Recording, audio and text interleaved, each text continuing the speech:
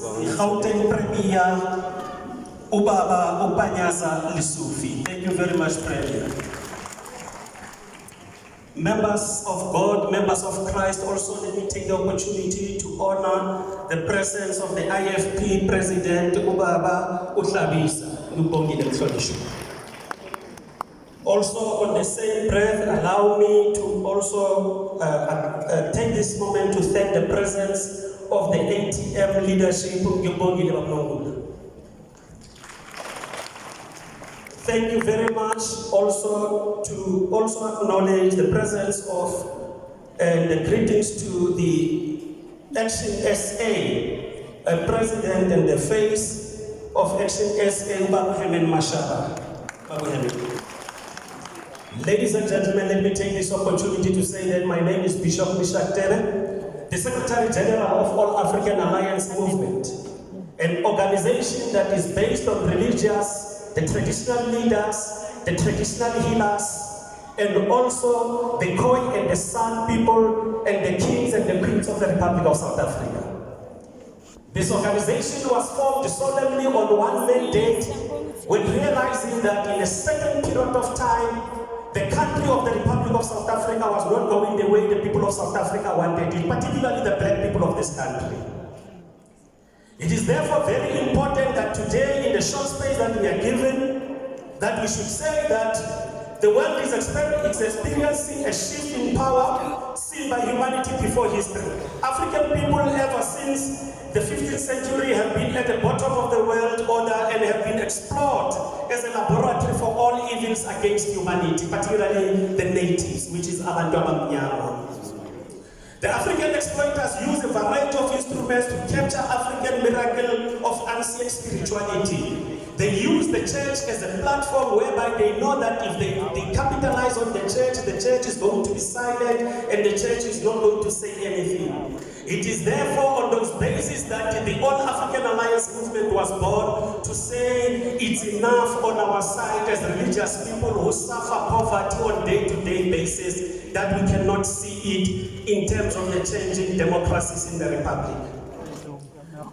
Beloveds, allow me also to express the fundamental to say that why the religious people must be united. A formation such as the All African Alliance movement is not the first of its kind in the world. Between the period of 1818 up to 1880, there was a movement that was founded in sub-Saharan region. It was called Ethiopianism. The purpose of Ethiopianism was then to say that all the religious formations must begin to create an awareness in terms of dealing with issues of slavery and poverty. Fast forward. In the period of between 1915 up until now, you will then realize that there was an organization that was called the IDAMASA, which led successfully in alliance with the African National Congress at the time. Between the period of 1968 in May up until 1994, you will realize that there was a movement that was called the South African Council of Churches, which also aligned itself, despite being a religious movement, with the African National Congress. It was during this time that in 2018, the All African Alliance movement was born, and it sought a home and tried to find a home all over, but we couldn't get one. It was up until the birth and the formation of uMkhonto Wesizwe party that we found that the ideology or the narrative of pushing the black people it will be successful. Particularly Abantu Bamasondo. Majority of people in our churches are unemployed, and the majority of the kings and queens, their powers have been stripped. So, as All African Alliance movement, we then began a process to say that we should lead it on our own. Remember, we are religious people. We cannot lead and be the face of a political movement. We then said that it is fair and correct that we must go and seek out or outsource the position of the president that will lead the All Africa Alliance movement. Fortunately, we found time. Ogobuti was available to lead with uMkhonto Wesizwe in South Africa. It was on those bases that our union with uMkhonto Wesizwe was strengthened, and the All Africa Alliance movement make sure the numbers that you see of uMkhonto Wesizwe, particularly amongst the kings, the queens, and the royal families of South Africa, the Khoi and the Sons people, is solemnly made to amass numbers for the 2/3 majority for uMkhonto Wesizwe in South Africa. It is very important that all Christians, the Hindus, the Muslims, the Maasais, and the kings and the queens of the Republic of South Africa should vote together in the upcoming elections on the 29th of May and vote for uMkhonto Wesizwe to change the lives of ordinary people in this country.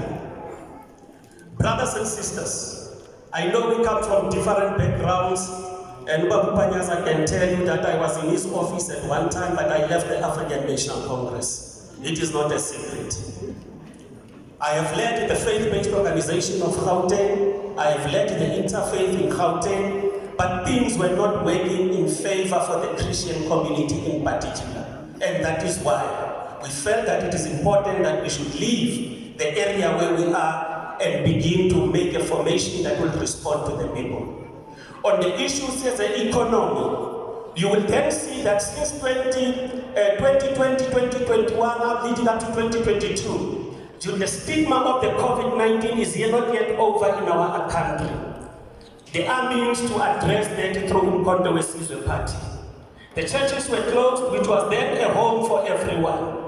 And it was very important that the churches were not supposed to be closed at the most difficult time when people needed courage and support.